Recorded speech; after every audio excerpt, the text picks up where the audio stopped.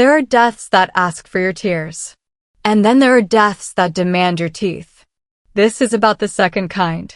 And this is about me. My name is Tessa. And I'm going to tell you about the 2 seconds that defined the rest of my life. Listen carefully, because I'm only going to say this once. Heroism isn't what you think it is. It's not a flag.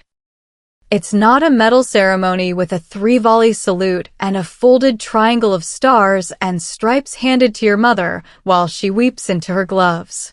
Heroism is 2 seconds. 2 seconds of meat and bone thrown between you and oblivion while someone else buys you time with their last breath. 2 seconds where a woman you've bled beside in 7 countries shoves you behind a concrete pillar and takes 3 rounds meant for your skull. 2 seconds where a Dutch shepherd with scars on his snout launches himself at a gunman's throat knowing he won't walk away. 2 seconds. That's all Chief Avery, Ghost, Dalton could give me. And she spent them like they were worth everything. Because they were. Let me paint you the scene, because you need to see it the way I saw it. The way it burned itself into my retinas and refused to fade. No Hollywood slow motion. No dramatic orchestral swell. Just concrete and blood and muzzle flash in an abandoned parking garage that smells like piss and motor oil. It's 2,147 hours. Late enough that the city pretends to sleep, but still churns underneath like a sick animal. I'm there for meat. Intelligence handoff. Nothing flashy. The kind of surveillance work that doesn't make it into recruitment videos, but keeps entire networks breathing. The contact is late. That's the first sign. The second sign is the engine. A blacked-out SUV with no plates comes screaming down the ramp like it was birthed from the asphalt itself, headlights off, pure predator momentum. Avery doesn't freeze. Freezing is what gets you killed. She moves. One hand grabs my tactical vest. One shove, brutal, efficient, the kind of shove that dislocates your shoulder, but saves your life. I hit the concrete pillar hard enough to crack a rib. And then the world opens up. Gunfire. Not the neat little pops you hear in movies. Real gunfire. The kind that splits the air and leaves your ears ringing for 3 days. The kind that turns a human ribcage into splinters. Avery takes the first round in the left shoulder. Second one catches her in the side, just below the vest line. Third one punches through her collarbone and drops her like a severed marionette. But before she falls, she reaches for Saber. And Saber, that 70-pound missile of fur and fangs and absolute loyalty, doesn't hesitate. He launches. Silent. Efficient. Beautiful in the way violence can be when it's purposeful. His jaws lock onto the nearest shooter's throat. The man screams. His buddies panic. They open fire. And they kill the dog. Just like that. Saber doesn't yelp. Doesn't whimper. He just goes still, jaws still locked, blood pooling beneath him in a halo that looks black under the fluorescent lights. Avery's hand finds his collar. Her fingers close around it even as her body shuts down, even as her lungs fill with blood and her vision tunnels to a pinpoint. She looks at me, and she says it. 2 seconds is all I could buy you. Make them count. Then her eyes go flat. Not peaceful. Not serene. Just gone. The attackers don't stick around. They pile back into the SUV and vanish into the night like smoke, like they were never there at all. No witnesses. No cameras. No motive. Just 2 corpses and 1 survivor with a heartbeat that sounds like a war drum. Me. Now here's what you need to understand about grief in the field. You don't get to have it. Not yet. Not while your hands are still shaking and your ears are still ringing, and there are men out there who just prove they can find you anywhere. So I don't cry. I breathe. Slow. Controlled. The kind of breath they teach you in combat diving, where panic means drowning and drowning means death. In. For seconds. Hold. For seconds. Out. For seconds. Repeat until your hands stop shaking. Repeat until you can think. I move to Avery's body. Kneel in the blood, still warm, still spreading. I lift Saber's collar, feel the leather still radiating the dog's body heat like a memory of life. And I wrap Avery's fingers around it. Lock them there. Make it permanent. Then I whisper, and this is important, this is the moment everything changes. I'll spend every second you bought. Not I'll avenge you. Not I'll make them pay. I'll spend every second you bought. Because that's the contract. That's the blood oath written in concrete and cordite. Avery didn't die for revenge. She died for time. And time is the only currency that matters. I pull Saber's ID tag from his collar. Tuck it into my boot. A talisman. A reminder. And then I move. Because sitting still is how you join the dead. Initial assessment, drive-by shooting. Gang-related. Random hit.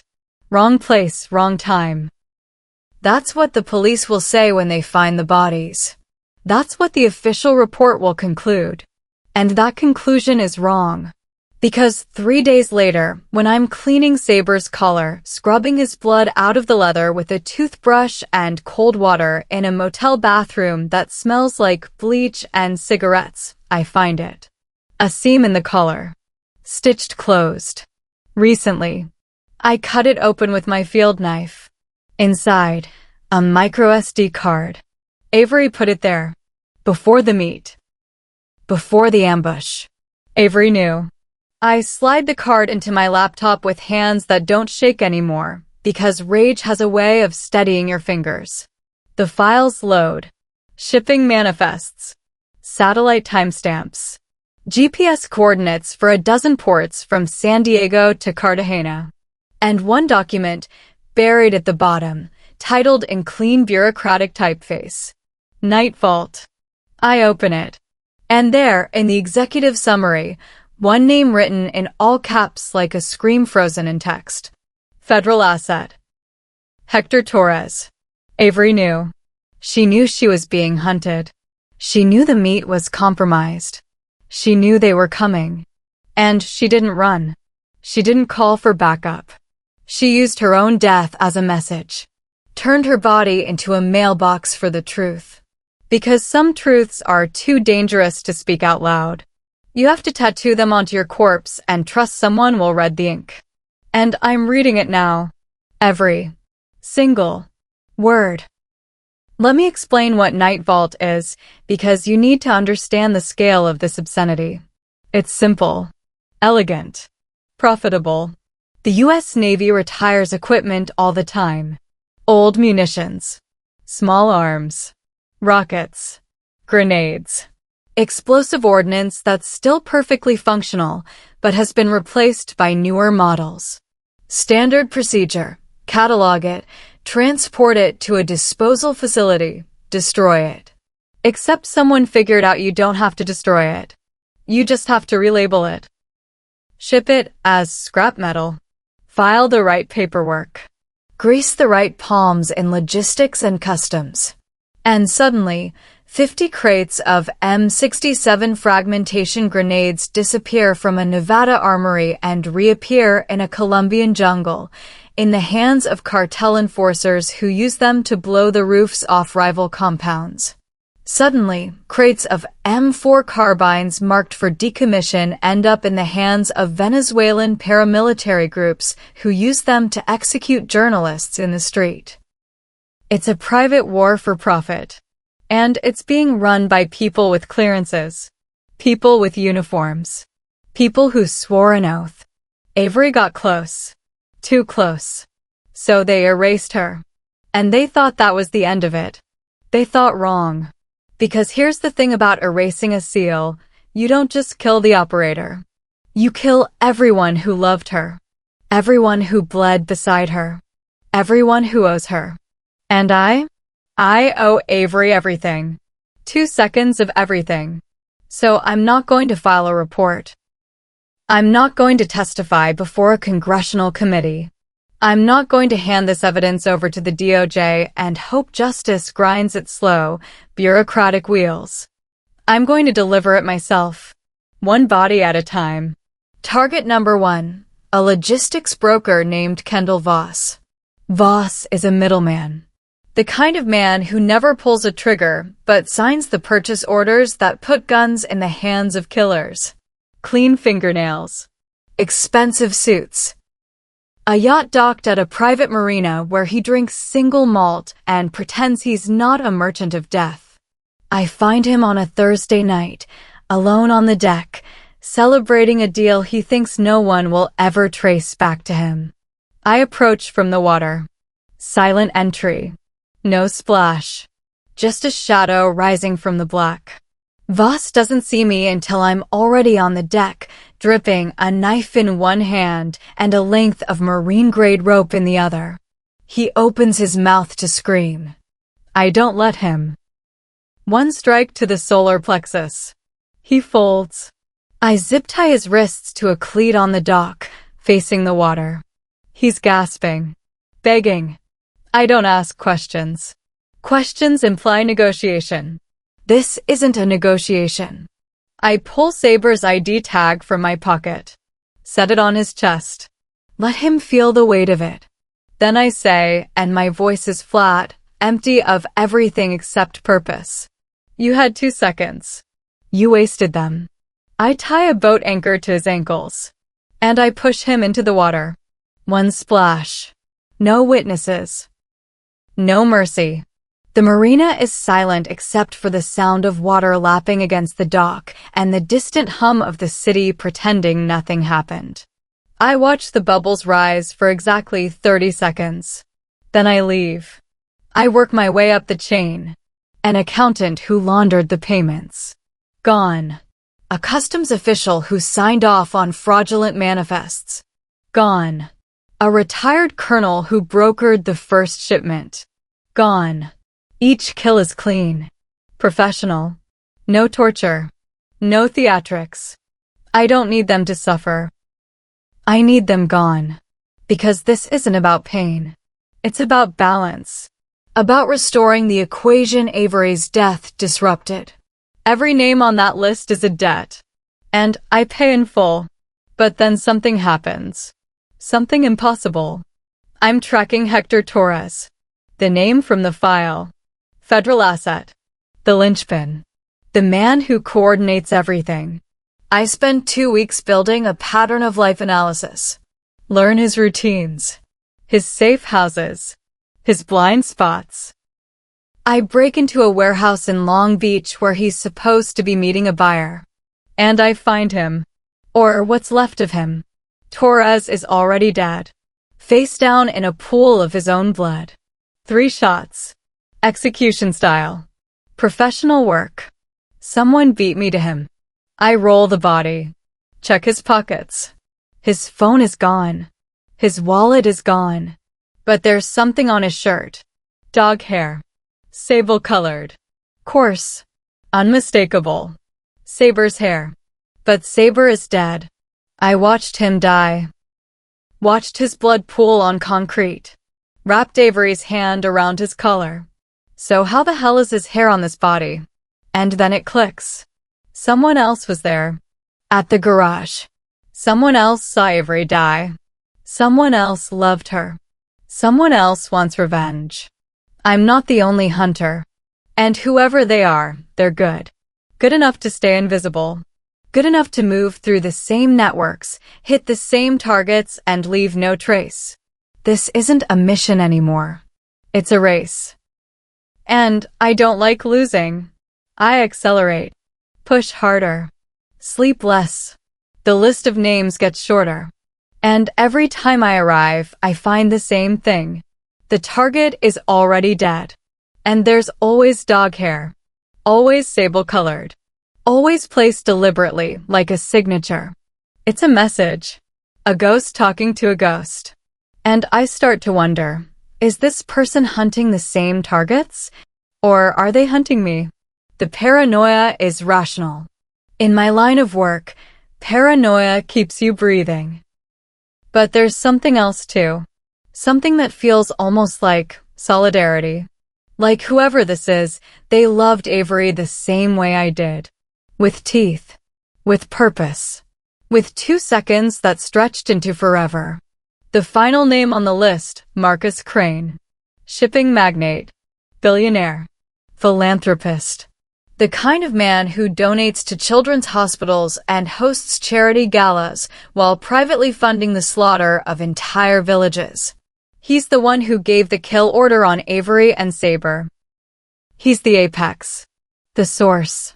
And he's hosting a gala tonight at his estate in Malibu. Black tie. 500 guests. An army of private security. Impenetrable. Except nothing is impenetrable if you're willing to bleed for the entry. I infiltrate through the wine cellar. An old drainage tunnel that runs from the beach to the basement. 300 meters of crawling through darkness and broken glass and the smell of rot. My knees are shredded by the time I emerge. I don't care. Pain is temporary. This is permanent. I surface in the cellar. Silent. Dripping.